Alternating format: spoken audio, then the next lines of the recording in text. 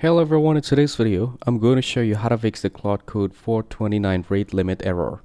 First, slow down your request when using Claude AI Code by avoiding rapid or repeated commands, and add a short delay between each request so you don't hit the rate limit too quickly.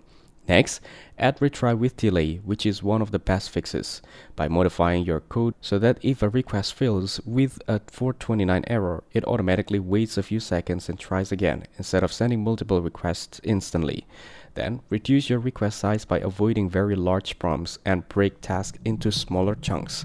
For example, instead of asking to analyze an entire 10,000 line project, you can ask to analyze one file at a time, which reduces the load and prevents limits. After that, use sufficient prompts by keeping them short and specific, and avoid adding unnecessary instructions, because this helps reduce API usage and improves response speed. Now consider upgrading your plan if you hit limits often, since free or lower tiers usually have strict limits, while paid tiers offers higher rate limits and smoother performance through untraffic.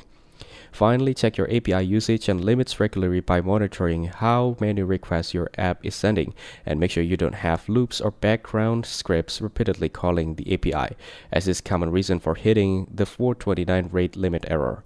That's it, thanks for watching. Don't forget to like and subscribe for more videos.